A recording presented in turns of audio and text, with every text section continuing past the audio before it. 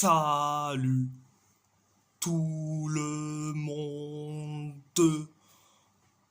on va en parler sur l'actu Mercato estival 2025. Et non, je suis pas tout seul, je suis avec Thibaut. Thibaut, il faut saluer les abonnés. Salut les abonnés, comment ça va? Donc, direction le FC Porto, Ivan Raime a signé au CF Montréal en prêt, montant du prêt 250 000 euros. Ah là, je dis franchement, c'est tant mieux qu'on se débarrasse d'un indésirable. C'est tant mieux. Donc, c'était la première information. Deuxième information, Stephen Eustachio et le FC Porto finalise son départ du club. Le milieu de terrain finalise son transfert et devrait faire ses adieux dans les prochains jours selon Mercado Azul. Alors je dis franchement, c'est certes assez dommage et assez triste. Stephen Eustachio, c'est un joueur que j'apprécie énormément, malgré certaines critiques de la part de certains portistaches, notablement Rémi Rodriguez, qui préfère Ivan Raime que d'autres joueurs, mais bon, ça, je vais pas le clasher, ce n'est pas le bon moment, donc bon, s'il a envie de quitter le club, Stéphane Eustachio, je peux le comprendre. Donc, c'était la deuxième information. Troisième information, le FC Porto a rejeté une offre de 50 millions d'euros de Al Ittihad pour Rodrigo Mora et exige les 70 millions d'euros de la clause selon Ojogo. Alors je dis franchement, si on arrive à se débarrasser de Rodrigo Mora, je dis franchement, c'est tant mieux, tant mieux. Je dis franchement, pour beaucoup, ça va être le drame international pour beaucoup de portistaches, mais pour moi, je suis très content. C'est tout à fait logique. Donc, c'était la troisième information.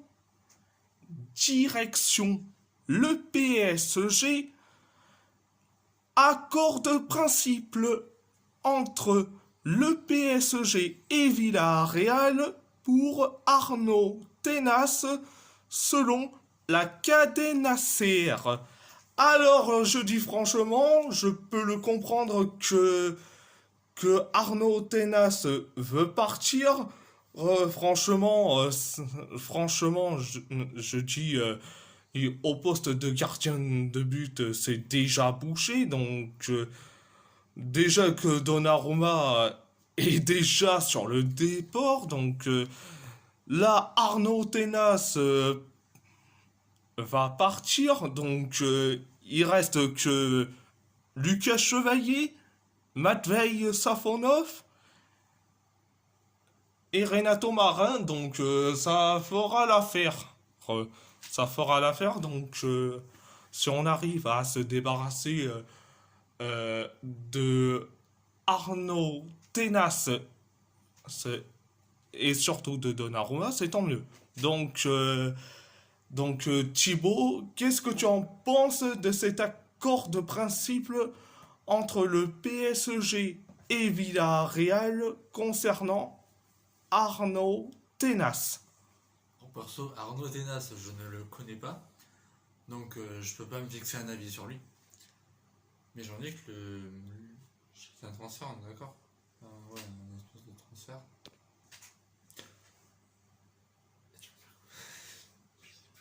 Vas-y, reprenons. Alors, perso, comment il s'appelle? Arnaud Tenas. Je ne le connais pas, enfin. Je le connais pas, enfin. Ouais, voilà. Bref, je le connais pas. Donc, je peux pas me fixer un avis sur lui et tout ça. Mais après, sinon, niveau transfert, niveau gardien, déjà, le départ de Donnarumma fait très mal.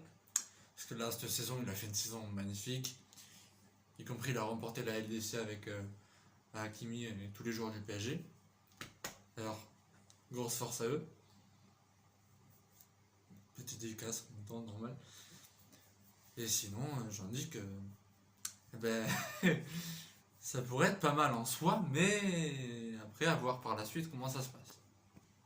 Après, Arnaud Tenas a disputé carrément 8 matchs pour 10 buts concédés et un seul clean sheet. Bon,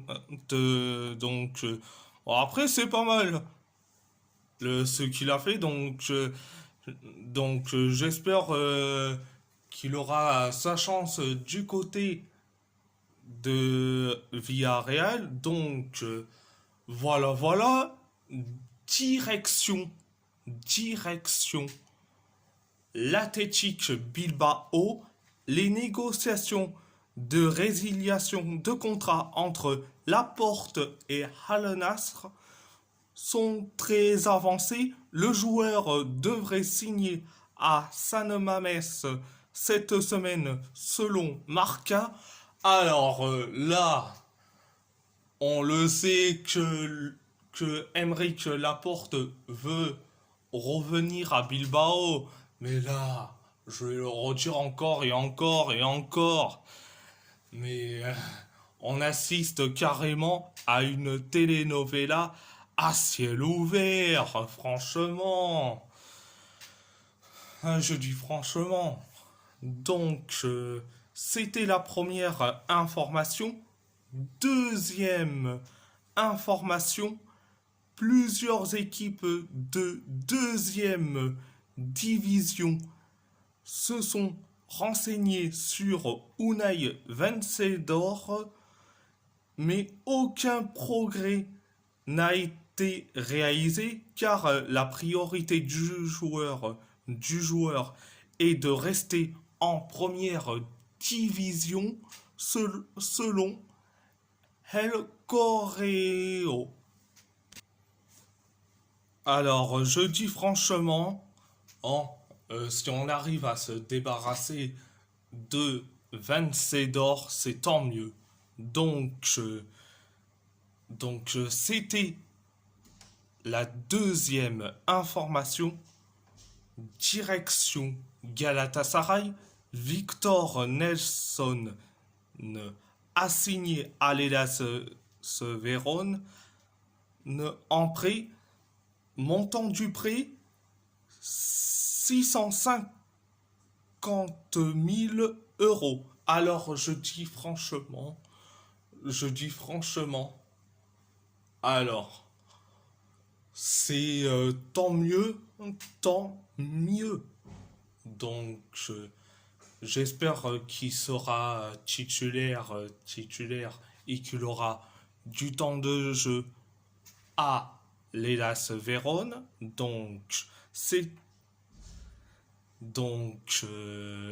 Direction l'AS Roma. Léon Bailey a signé à l'AS Roma en prêt en provenance d'Aston Villa. montant du prêt, 3 millions d'euros. Alors, franchement, c'est un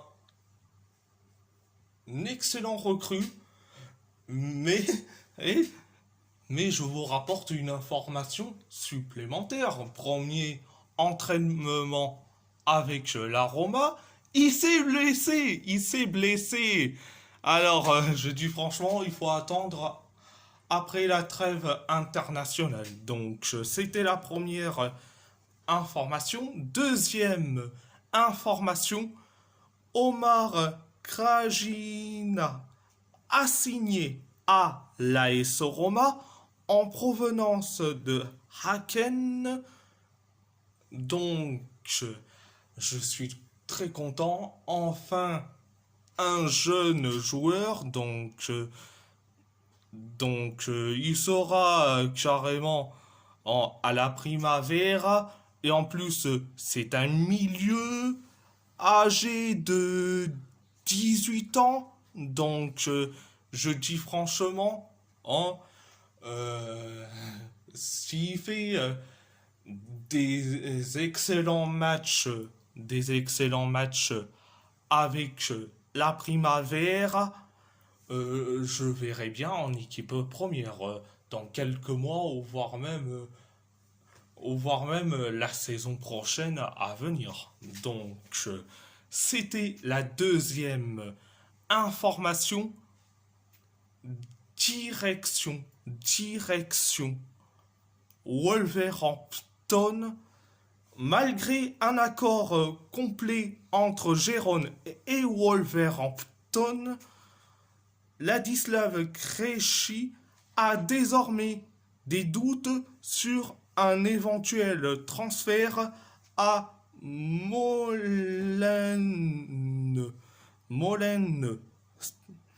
Même si le projet devrait encore être terminé, le joueur a demandé quelques jours pour prendre une décision finale selon Ivan Kiros. Alors, euh, alors je dis franchement, Ladislav Krejci, c'est un excellent joueur. Il n'y a pas de problème. Donc, euh, je dis franchement, c'est un excellent joueur.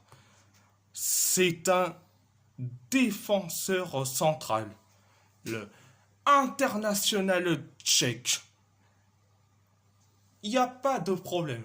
Après, je peux comprendre qu'il y a des doutes sur un éventuel transfert à Wolverhampton, vu qu'à chaque fois, c'est la crise totale et après on se sauve comme pas possible.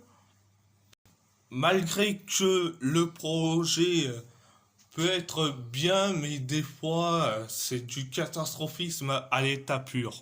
Bon, après, voilà.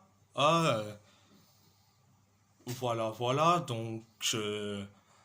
Après, ce n'est pas le niveau de la première ligue le problème, mais c'est le projet des Wolves que ça inquiète Krejci.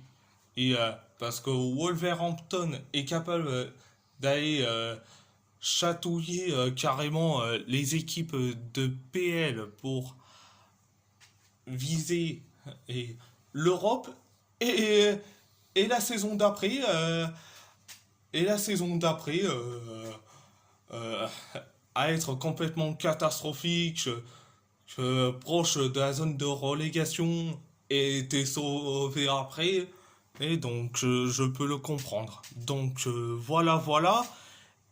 Et si la vidéo vous plaît, abonnez-vous à ma chaîne YouTube, likez, commentez si vous avez envie ou pas, c'est votre choix. C'est votre choix.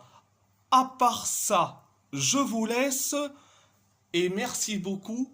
Thibaut, il faut dire au revoir aux abonnés. Au revoir les abonnés. Prenez soin de vous.